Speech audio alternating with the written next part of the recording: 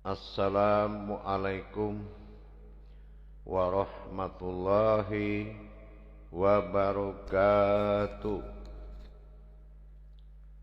Alhamdulillah, alhamdulillahi rabbil alamin. Assalatu wassalamu ala asrafil anbiya'i wal mursalin, sayyidina wa maulana Muhammadin. Ashhadu an la ilaha illallah wa ashhadu anna Muhammadan Rasulullah. Allahumma sholli ala sayyidina Muhammadun musyabihil wal ikram, ya wal jalil wal ikram,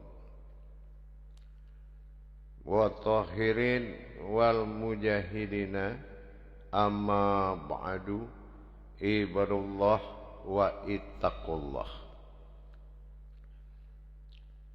Alhamdulillah, berkalam berpuji syukur kita kehadirat Allah Subhanahu wa ta'ala atas limpahan karunia, rahmah dan hidayahnya, sehingga kita dapat menjalankan amanahnya, beramal dan beribadah, bertolabul ilmi, zahir batin, dunia dan akhirat,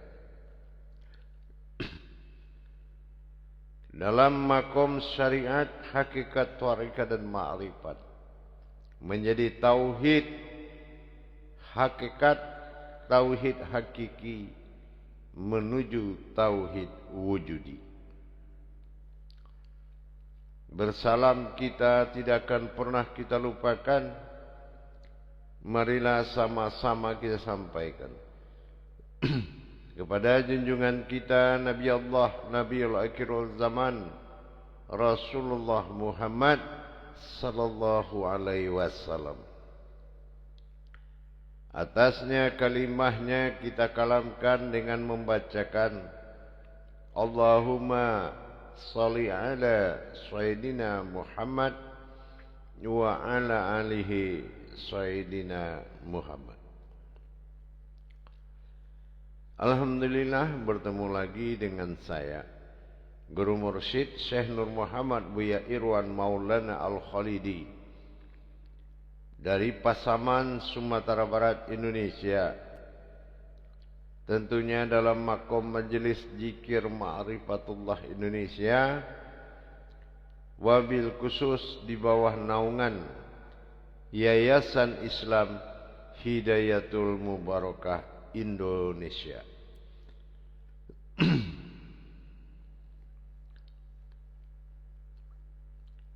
Alhamdulillah, para jemaah sekalian, para hadirin, kaum muslimin dan muslimat,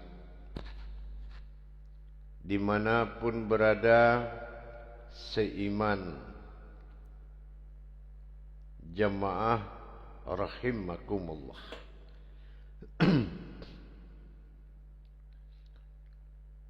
Di dalam ilmu tauhid dan menjalankan tauhid serta diperjalankan oleh tauhid memang tidak milik semua orang.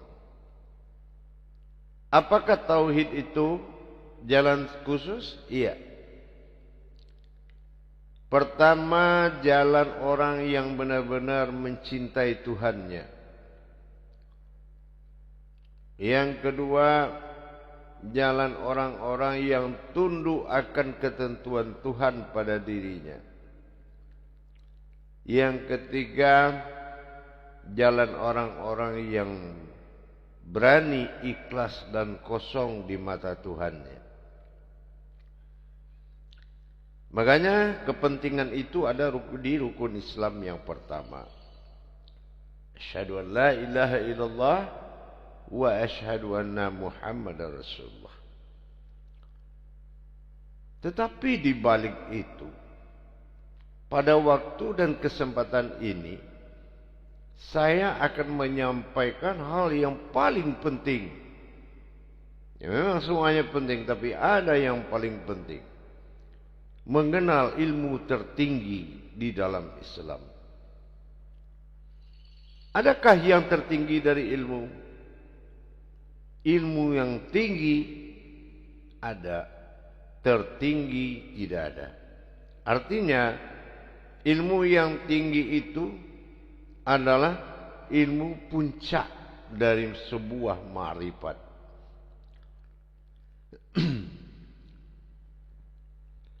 Apa yang dikatakan ilmu tinggi? Ilmu tertinggi itu dalam rangka memahami wujud dari Dia yang tak bernama Tuhan. Ini yang dikatakan ilmu tertinggi. Bagaimana kita menghimpun semua pengetahuan menjadi pengetahuan tertinggi, menjadi kodrat yang tertinggi dari semua kajian. Apapun bentuk pemahaman kajian terhadap Tuhan, sama artinya memahami aku pada Dia. Memahami aku pada Dia ini sama dengan penyebutan Tuhan.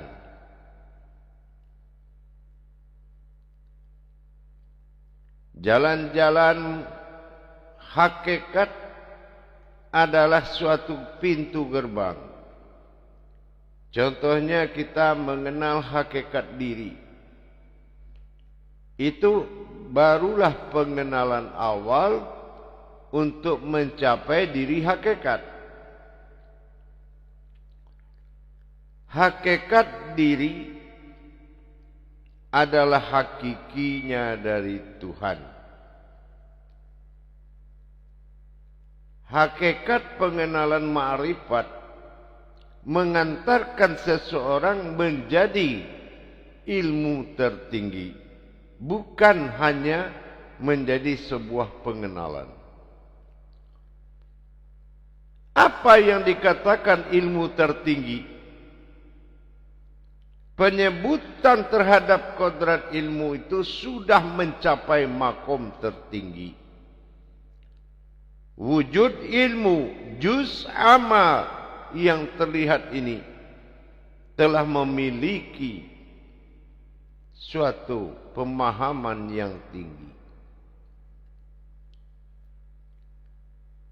Pemahaman tertinggi itu ada 3 perkara. Dan 3 perkara itu diwujudkan kepada satu wujud.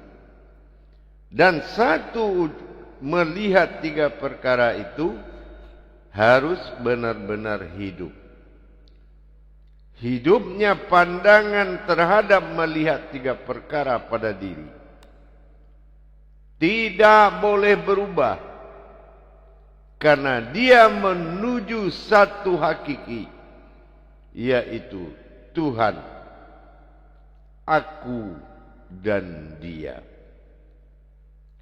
Mana jalan untuk melihat satu wujud? Adanya aku, adanya Tuhan, adanya Dia. Kodrat hakiki apa yang mengantarkan 3 perkara ini dilihat dalam satu wujud?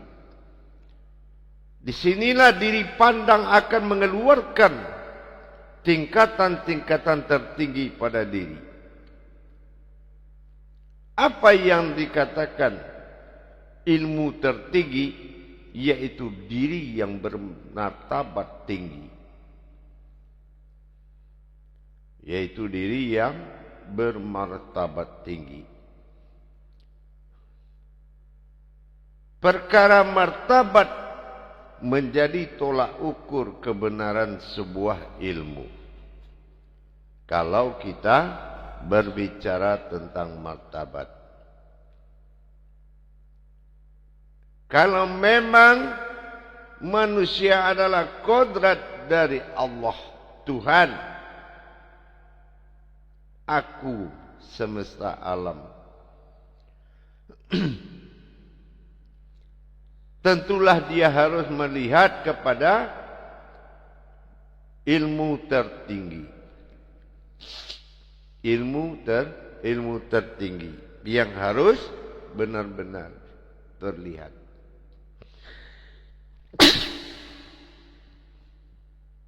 Siapa ilmu tertinggi itu?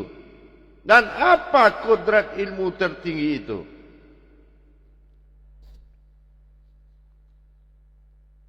Tiga kodrat, Tuhan, Dia, dan Aku. Tuhan, Dia, dan Aku terlihat pada wujud satu.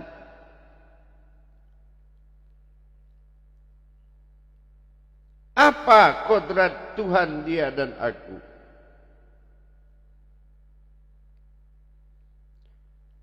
Pertama, dia harus mengetahui kodrat zikir.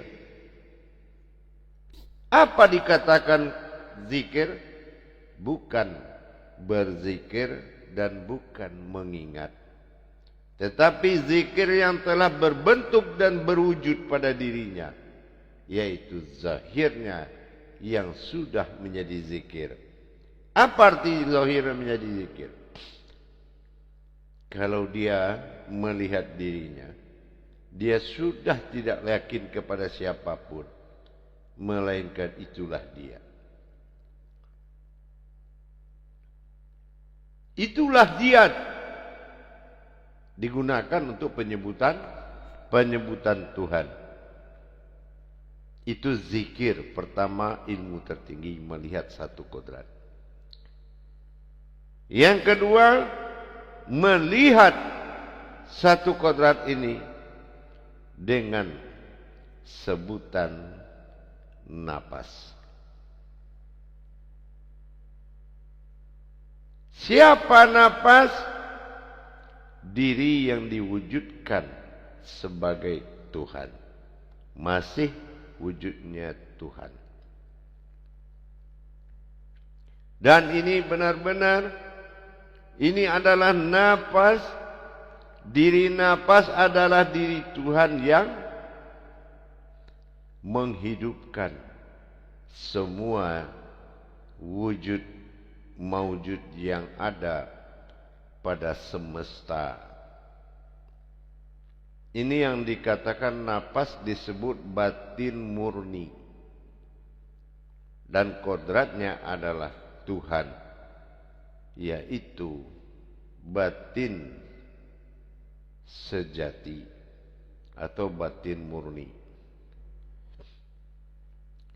Dikenal dengan sebutan batin abadi. Nah, itulah napas. Dan mengandung banyak-banyak batin yang ada di dalam napas itu sendiri. Banyak mengandung kodrat-kodrat napas. Artinya dia menapasi semuanya. Tanpa dia ada, tidak mungkin ada sesuatu yang hidup. Ini menandakan kodrat Tuhan yang disebut dengan napas. Di mana dia ada, di situ ada hidup. Di mana dia ada, di situ ada kehidupan. Itulah Tuhan yang disebut dengan batin abadi.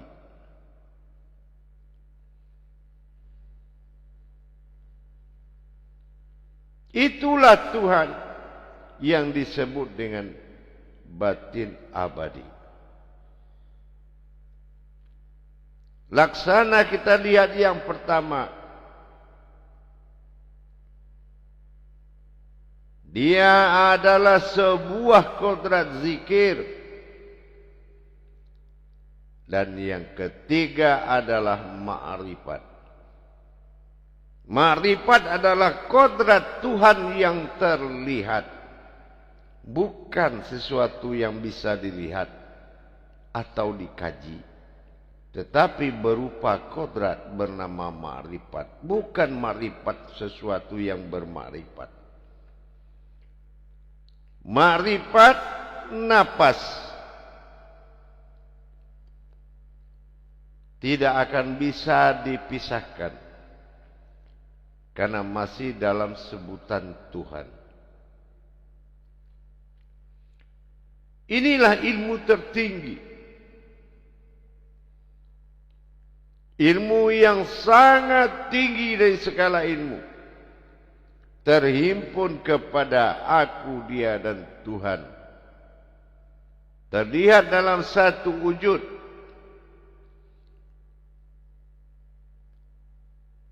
Terlihat dalam satu wujud. Terlihat dia sebagai ma'rifat. Hidupnya dia sebagai napas. Sangat jelas sekali. Sangat jelas sekali dari tiga kodrat tersebut. Menjadi himpunan Tuhan. Menjadi himpunan Tuhan ini dalam tingkat ilmu tertinggi. Ilmu memang sebuah maujud yang hidup. Tapi apabila dia sudah berkodrat kepada kodrat Tuhan, maka dikatakan itu adalah tertinggi. Karena cukup dengan mengimani tiga perkara pada dirinya, maka nyatalah Tuhan pada dia. Dia, aku dan Tuhan akan nyata. Tiga rangkaian kata yang tidak bisa dipisahkan.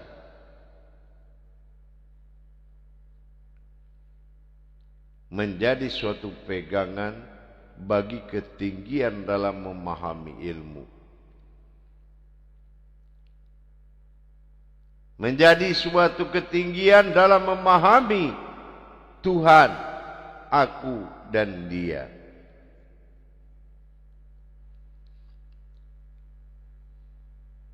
Dia juga napas. Napas adalah batin abadi. Dia juga ma'rifat. Ma'rifat adalah penampakan Tuhan. Ini yang sangat penting. Menjadi suatu keputusan ilmu. Suatu keputusan ilmu. Dan dia juga zikir. Artinya jiwa tidak bisa menatap yang lain. Kehadiran zahir bernama zikir akan mula zamatu zikri. Sulit melupakan dan selalu akan teringat. Ini yang keputusan dari zikir, yaitu zahiru wal batin. Sesungguhnya dia telah melihat batinnya dengan zahir. Data. Nah itu dia menandakan kumpulan tiga perkara aku, dia dan Tuhan. Menghimpun kepada satu pandangan. Pernyataan aku, dia dan Tuhan itu juga akan berdampak kepada tiga penglihatan. Zikir, napas dan ma'rifat. Dengan wujud yang tidak akan berbeda, tetapi sebuah kemuliaan besar. Derajat kita akan diangkat oleh Allah di saat kita melihat kodrat Tuhan itu dinobatkan pada aku, dia dan Tuhan. Pernyataan ketuhanan Tuhan adalah aku, dia dan Tuhan dalam wujud zikir, nafas, dan makrifat. Makrifat mengantarkan kita untuk mengatakan terlihat, bukan sebuah yang bisa dilihat. Kodratnya terlihat. Kenapa terlihat? Apabila lama kita menatapnya, maka akal, ego, nafsu akan membatasimu melihat Tuhan. Ini yang dikatakan maksud dari terlihat. Begitu juga sebaliknya. Nafas, aliran batin abadi yang menghidupkan semua alam ini menjadi hayat. Dengan adanya hidup disebut nafas. Begitu juga sebaliknya terhadap perjalanan Tuhan disebut dengan zikir. Bukan sesuatu atau orang yang berzikir sesuatu yang berzikir, tapi mengingatkan kepadaku. Itulah wujud zahir yang disebut dengan wujud zikir. Dawamu zikri. Seseorang untuk mengingatku harus melakukan dawamun nisan dengan melupakan semuanya. Inilah zikir yang tidak bisa terputus, atau dikatakan zikir kekal. Zikir kekal adalah seorang yang telah menjadi zikir itu sendiri. Napas kekal adalah seseorang yang telah menjadi napas itu. Dan ma'rifat yang nyata dan kekal itu adalah seseorang yang telah mampu menjadi ma'rifat. Ini yang menandakan kebenaran tertinggi. Kebenaran tingkat tinggi adalah kebenaran tertinggi, yang benar-benar menjadi dawaman oleh ahli ma'rifat, kejaran oleh ahli ma'rifat. Sangat jarang pemahaman kajian ini sampai ke tengah-tengah umat. Landasan ketuhanan yang nyata pada dirinya membuat dia tidak lagi mencari. Ilmu tertinggi adalah ilmu yang berubah menjadi aku, Tuhan dan dia, yaitu zikir, nafas, dan ma'rifat. Tiga-tiganya ini adalah sir. Tiga-tiganya ini adalah sir. Jatuh ke rasa dan jatuh ke pandang. Dan yang memandang adalah rasa. Rasa itu yang terpandang. Ini yang dikatakan hakikat dan hakiki Tuhan. Tapi kalau kita bicara hakikat diri, itu adalah pengenalan ketuhanan. Bukan sebuah ilmu, tetapi pengenalan ma'rifahnya. Kalau kita mengadakan pengenalan, memang pintu gerbang hakikat adalah mengenal hakikatnya diri. Itu pintu gerbangnya, mengenal hakikatnya diri. Tapi kalau pengenalan ketunggalan dan aku, sebutan dia, zikir dan nafas, itu adalah pengenalan tingkat tinggi. Pengenalan yang jauh menjadi pegangan batin hakikat. Batin hakiki, batin tersirat. Sementara hakiki, hakikat dan tersirat menjadi denyutan irama ketuhanan yang membangun kepada jiwa, yang untuk ditatapkan berbentuk raga. Ini komunikasi Tuhan. Komunikasi Tuhan adalah komunikasi batinnya. Batin hakiki, batin hakikat. Ini komunikasi. Ini yang dikatakan ilmu tertinggi. Apa ilmu tertinggi? Kodratnya yang tinggi, bukan pengetahuan. Bagaimana kita bisa melupakan Tuhan kalau kodratnya sudah menjadi pegangan utama? Zikir, tidak mungkin kita lupa dengan wujud kita. Napas, tidak mungkin kita bisa tidak bernapas, karena menjadi napas itu sendiri. Dan makrifat, sekilas manusia kalau ingin memperlihatkan Tuhan, dia harus berupa terlihat.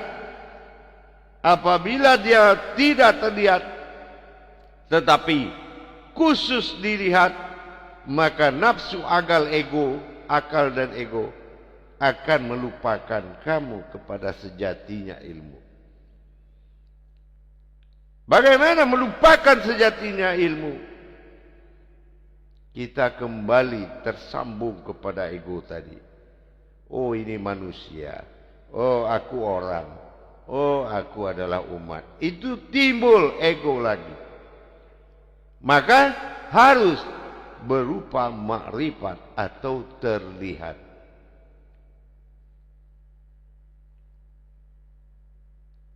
Kalau kita memang menjadi riwayat, biarkan alam bersejarah.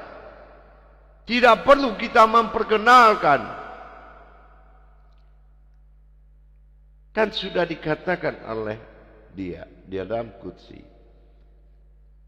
Aku tidak ingin dikenal. Betul? Kalau aku dikenal, ini aku ya, maka seseorang itu tidak akan mampu melupakan aku. Inilah dia yang dimaksud tidak mampu melupakan aku. Karena dia sendiri yang menjadi zikir, berwujud dan berupa. Dia sendiri yang menjadi ma'rifat, yang tidak mungkin tidak terlihat.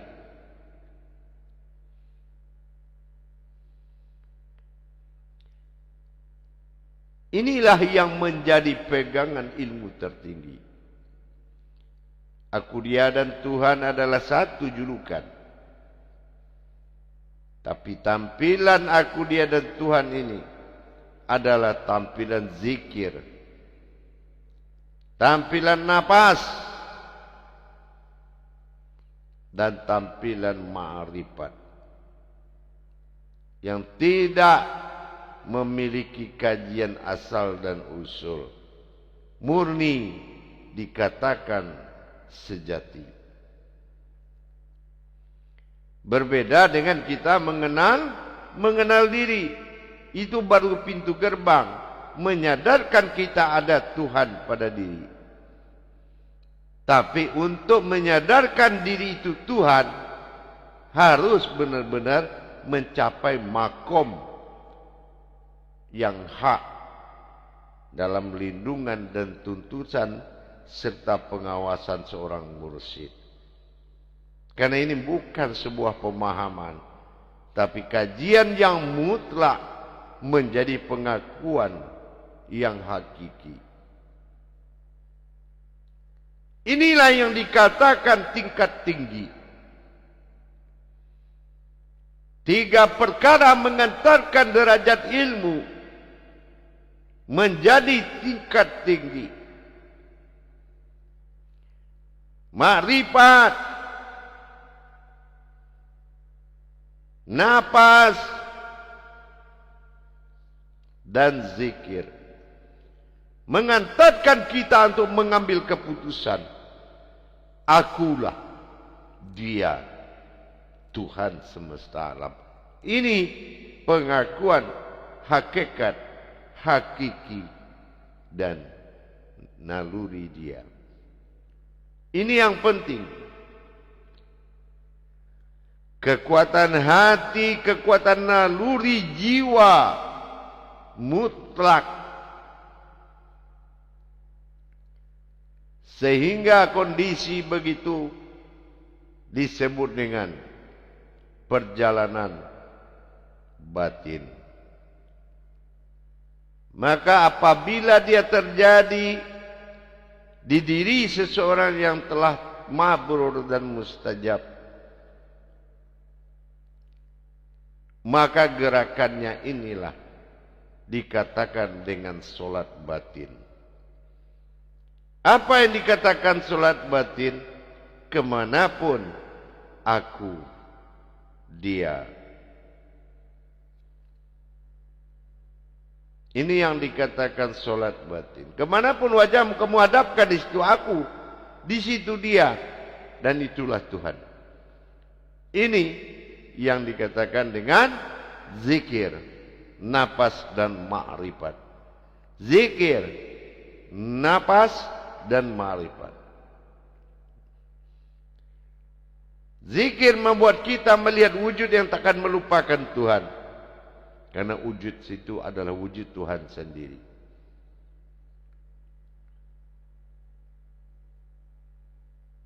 Dan ma'rifat membuat kita menetapkan terlihat daripada senang dilihat. Terlihat adalah sesuatu yang sangat misteri dalam hidup.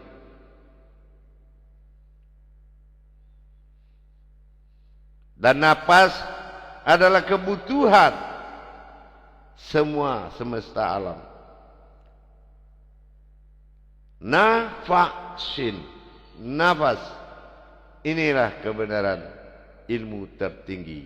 Melihat hakiki di dalam hakikat yang nyata. Mudah-mudahan bisa dipahami. Meningkatkan derajat marwah dan martabat dengan kita memahami lebih dalam. InsyaAllah. Mudah-mudahan bisa menjadi patokan dan suatu bantuan untuk menambah ketakwaan kita kepada Allah Tuhan yang Maha Esa. InsyaAllah. Semakin dalamnya penggalian, semakin banyaknya perjalanan yang ditemukan. InsyaAllah lubang itu hanya satu. Perjalanannya, galiannya melahirkan suatu wujud yang banyak.